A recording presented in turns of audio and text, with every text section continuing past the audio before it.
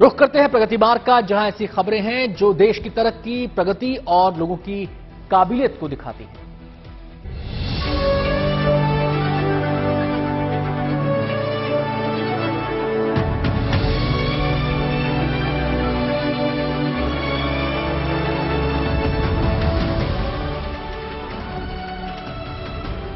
बस के अंदर एक आशियाना बसा दिया गया जो सोलर एनर्जी से चलता है। इसे मुंबई आईआईटी के प्रोफेसर चेतन सिंह सोलंकी ने बनाया। वो कहते हैं कि क्लाइमेट चेंज और ग्लोबल वार्मिंग का असर धरती पर इतना हो गया है कि आज नहीं तो कल हमें सोलर एनर्जी पर निर्भर होना पड़ेगा। ये बहुत कम समय बचा है जब करेक्शन का है। एक जो क्लाइमेट क्लॉक घड़ी होती है जो मेरी बस पे लिखा है 6 साल और 129 दिन बचे, तो बहुत ज्यादा समय नहीं है। तो मुझे ऐसा लगा कि मात्र सरकारों के प्रयासों से ये इसको ठीक नहीं किया जा सकता। और चूंकि हर व्यक्ति, वो चाहे अमीर हो या गरीब हो या भारत का हो, अमेरिका का हो, कार्बन उत्सर्जन तो कर ही रहा है। तो दुनिया का हर व्यक्ति क्लाइमेट चेंज का जिम्मेदार है और दुनिया के हर व्यक्ति को इसको हल करने में जुड़ना पड़ेगा।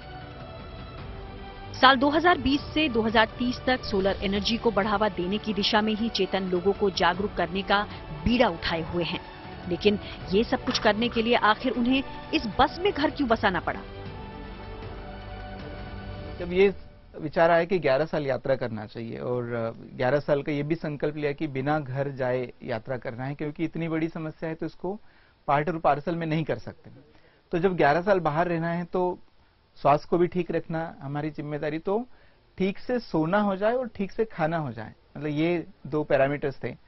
तो फिर उसपे से ये बस का विचार आया कि बस में इतनी जगह होती है कि आदमी सो सकता है, चलते फिरते काम भी करना है, क्योंकि सिर्फ बातें नहीं करना है, मिलना नहीं है, काम भी करना है, नए प्लान भी बनाना है। तो एक ऑफिस होना चाहिए, किचन होना चाहिए, वॉशरूम होना चाहिए। ऐसा धीरे धीरे करके वो प्लान आते गया और फिर उसने ये रूप ले लिया। प्रोफेसर चेतन मानते हैं कि आज हमें रोजमर्रा के साधनों की जरूरतों पर ध्यान देना होगा, इसलिए सेंसिबल कंज्यूम आज वक्त की दरकार है।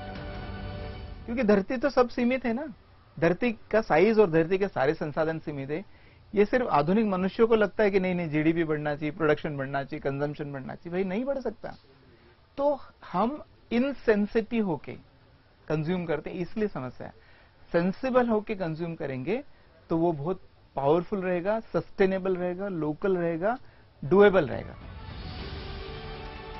यूनाइटेड नेशन के सस्टेनेबल टारगेट में सोलंकी अपनी भागीदारी भी दे रहे हैं, जो साल 2030 तक है। सोलर एनर्जी को बढ़ावा देने के लिए लोगों के बीच जागरूकता फैलाने को लेकर प्रोफेसर चेतन सोलंकी अपनी यात्रा पर निकले हुए हैं।